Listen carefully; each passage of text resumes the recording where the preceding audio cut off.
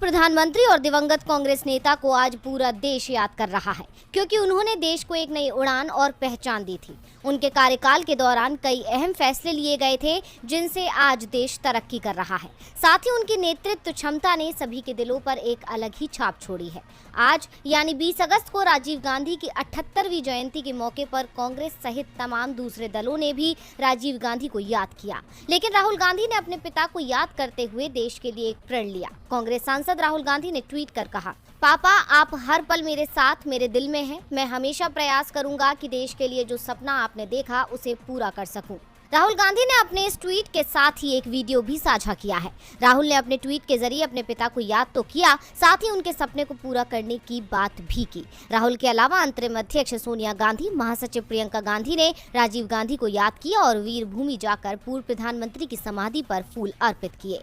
इस मौके पर प्रियंका के पति रॉबर्ट वाड्रा भी मौजूद थे। कांग्रेस के तमाम नेताओं के अलावा पीएम मोदी, रक्षा मंत्री राजनाथ सिंह ने भी ट्वीट कर पूर्व पीएम को श्रद्धांजलि दी।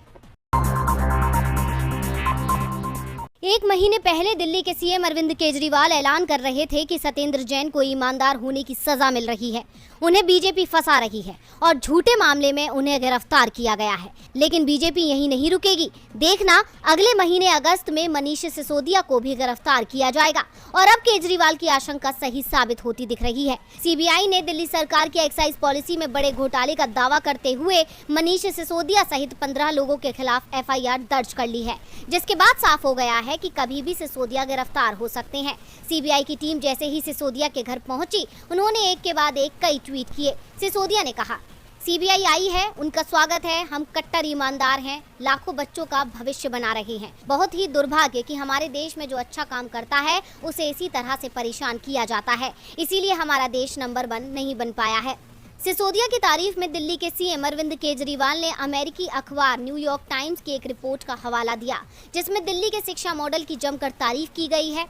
लेकिन बीजेपी ने इस रिपोर्ट पर ही सवाल खड़े कर दिए। पार्टी सांसद प्रवेश वर्मा ने दावा किया कि रिपोर्ट पेड है। बीजेपी के दूसरे नेताओं ने भी न्यूयॉर्क टाइम्स की रिपोर्ट पर सवाल खड़े कर दिए, तो उसका जवाब भी आ गया। न्यूयॉर्क टाइम्स ने कहा, हमने हमेशा स्वतंत्र पत्रकारिता का पक्ष लिया है। हमारी रिपोर्ट दूसरे मीडिया हाउस भी इस्तेमाल करते हैं। हम राजनीति और विज्ञापनों को अलग रखते हैं।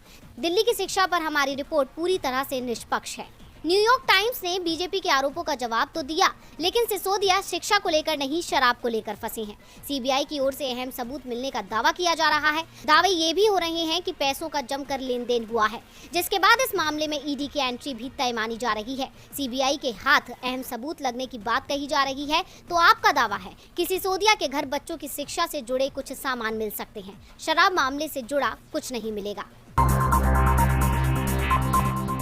मोदी सरकार पर विपक्ष की तरफ से वैसे तो तमाम आरोप लगाए जाते हैं, जुमलों की सरकार, झूठी सरकार और न जाने क्या क्या, लेकिन इन सब के अलावा एक और आरोप केंद्र की मोदी सरकार पर विपक्ष लगाता है, और वो है कि ये सरकार मित्रों की सरकार है। हालांकि मोदी सरकार दूसरे आरोपों की तरह इस आरोप को भी सिरे से खारिज करती है और बेबुनियाद बताती है, लेकिन समय समय पर ऐसी चीजें सामने निकल कर आती हैं कि मोदी सरकार फंस जाती है। और अब एक और खबर सामने आई है, जिसने मोदी सरकार पर सवाल खड़े कर दिए और विपक्ष को सरकार को घेरने का मौका दे दिया।